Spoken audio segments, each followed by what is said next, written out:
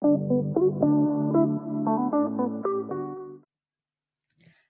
welcome back to the Harmony Inspired podcast, where ancient wisdom meets modern womanhood, and where we reclaim our power through deep truth, soulful embodiment, and radical healing.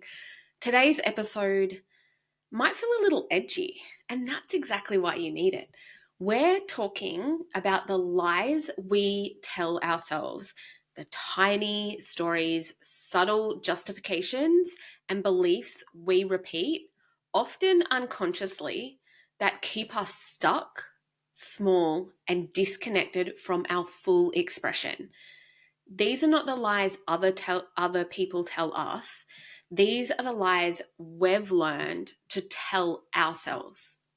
And while they may have once served as protection, they're now becoming our greatest limitation, because you cannot heal from what you won't admit. You cannot become your higher self, while living a story that isn't true. So grab your chai tea, take a breath. This one is going to be potent. So, what are these little lies, sometimes big lies, that we tell ourselves? We all carry them, and they might sound like, oh, I'm fine, or it's not that bad, or that's just how I've always been.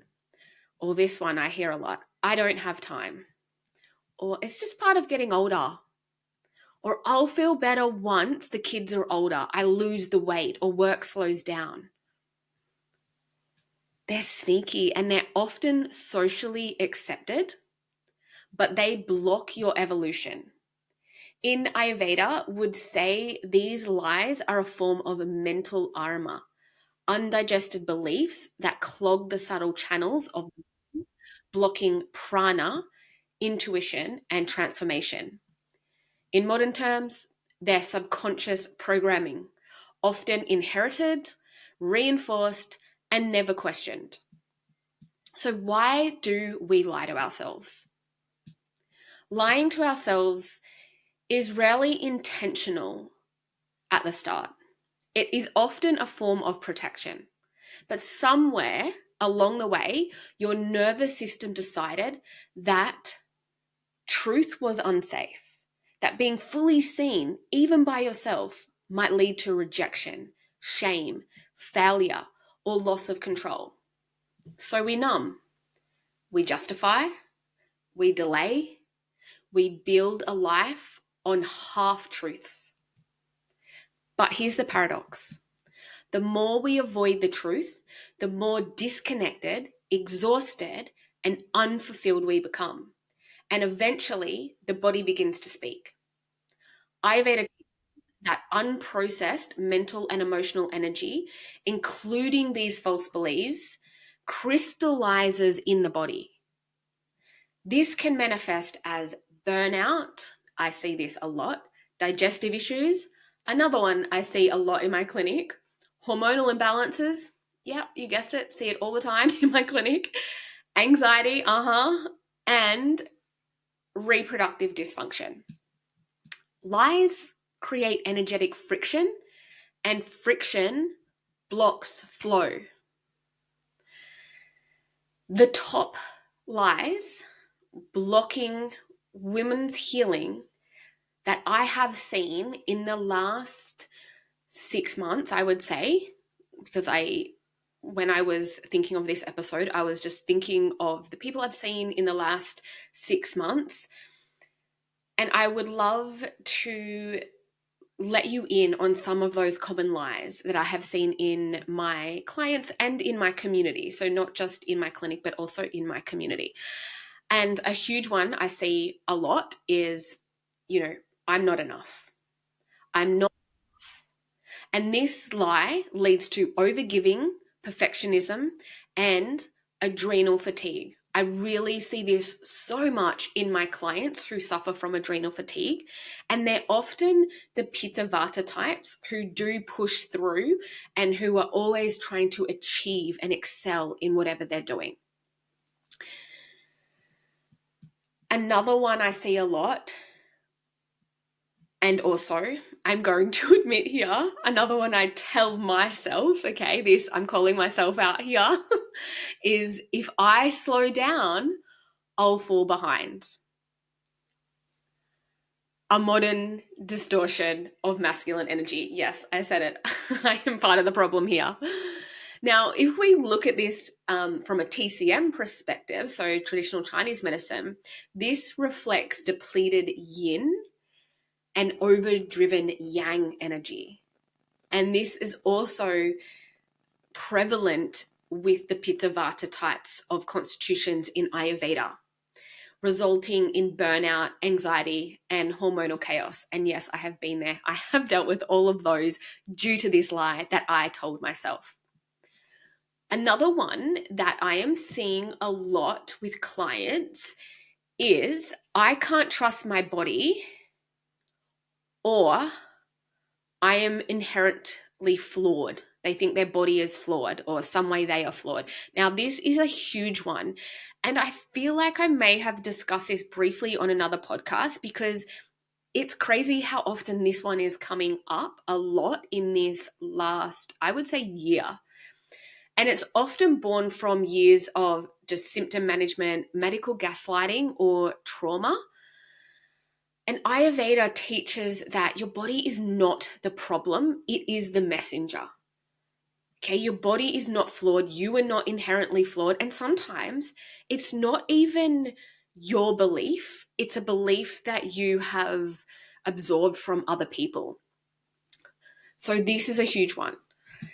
Another one is my dreams are selfish. And this is conditioned by patriarchy, some religions, or generational beliefs. Now, your dharma is your purpose, and you're not selfish. It is sacred. It is part of why you're here. So I'd love to bust that lie right now. And then I would say another one is I'm too late, I'm too old, and I'm too broken. I saw this one a lot when I was working in the fitness industry as well. And then we would like bust this lie time and time again. And women would get into the best shape of their lives, feel the healthiest they've ever been, go and compete in these amazing races, even just for fun or with like their friends. And I have seen it so much within my students in the Ayurveda Alchemist Academy as well. They might come in a bit later in life and be like, oh, I've felt too old to learn something new or to create a new business. And then they've gone through the process and have absolutely smashed it and are living their best life. So I want you guys to remember that time is a construct.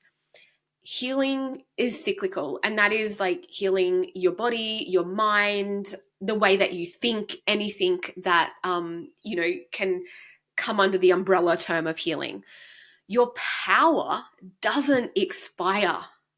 Okay, the feminine path honors every season of life as equally potent. Now, with all of these lies, and there's many, many more, but these are the ones that are most common in my life, as in my clinic, in my community, and even the ones I've told myself. But I want to give you a truth bomb, okay? The only thing standing between you and your transformation might be a story you didn't even choose, therefore you're not aware of. It's a samskara, a limiting belief. Or it might be a story that you did choose. And if you chose it, you need to unchoose it now. How do you uncover and rewrite these lies? How do we begin to dismantle these patterns? Because they have often been part of our story for so long.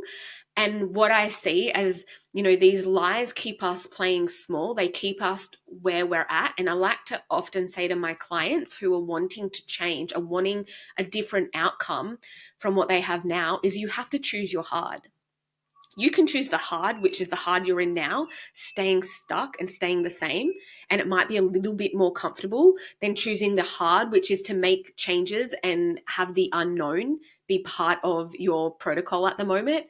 But if you choose the later hard, it is going to end up being the easiest option in the end and the most rewarding. But here's how we can start to dismantle those patterns right now. And the first one is always awareness. Notice the default thoughts or phrases that you say about yourself or your life. Write them down without judgment. Just notice, be aware of them. Number 2 is ask the body. Each time you repeat a lie, notice how your body responds. Does your chest tighten? Do you hold your breath? Does your womb contract? Now, I just did a podcast on womb wisdom. So if you haven't listened to that one, go back and listen to that one. I notice in my body a feeling of contraction. So I feel like, I guess a word coming to mind is like, I feel claustrophobic in myself, in my body, like really contracted and like, oh, I want to get out. Whereas if I know there's a beautiful truth, like if I'm really stepping into my higher self, I feel so light and so expansive. My body really, really talks to me about the truths or the lies that I'm telling myself. And I want you guys to start to witness that within your own bodies as well. Now, number 3 is ask yourself, who told me this? Like, where did this belief come from? Was it actually your mother's belief? Your father's belief? Is it a cultural narrative? Is it a partner's projection? Like, how did you form this belief, which truly is just a sentence, a string of words put together, and you've put an emotional truth, quote unquote, truth behind it. But where did it actually come from? Can you remember the first time you really felt this, what you call a truth or this belief? And so number 4, this is where the really important work happens. So now that you're aware of it, you're understanding where it may have come from, I want you to choose a new truth, one that is aligned with your higher self. So for example, if your lie that you keep telling yourself is, I don't have time, it can become, I choose what I prioritize and I am worth my own care. So you might be like, I don't have time to go to the gym, or I don't have time to go to yoga. I don't have time to do 5 minutes breath work. I don't have time to research how to create the business of my dreams. Whatever you don't have time for, think about all of the things in the last week that you have had time for. Scrolling on the phone, overworking, not putting in boundaries. And then I want you to say, I choose what I prioritize and I am worth my own care. And then I want you to anchor it with a ritual. So use breath work, journaling, mantras, or meditations to rewire the nervous system around this new truth. This is a very important part as well, because we have to be in the system of like receptibility to be able to rewire. Now, you cannot become her while lying to yourself. So let's be real now. The version of you who is wildly alive, unapologetically embodied, and fully aligned with her Dharma, she doesn't play small, she doesn't silence herself, and she definitely doesn't live from fear. She tells the truth, even when it's uncomfortable, especially then, because truth is medicine. Truth is liberation, and truth is the path back to your power. So here is your invitation. What is one lie you're willing to release today? And what truth are you ready to claim? Okay, now if this episode stirred something in you, if it called you forward, my book, Ayurveda and the Alchemy of Her, was written for this exact moment. It's not just a wellness guide, it's a path to remembering who you are beneath the roles, the programming, and the false beliefs. Inside, you'll find tools, rituals, real stories, and a roadmap to becoming your truest, most powerful self. You can order it now at harmonyinspired.com.au/book or on Amazon. And let it be your companion in this journey back to your truth. Thank you so much for being here. If you love this episode, please leave a review and share it with a sister who needs it. And remember that the truth may shake things up, but it will also set you free. Okay? You, my friend, you, the one listening to this episode, you are powerful. You are wise. You are her. Until next time, namaste, and thank you so much for being here. I appreciate you.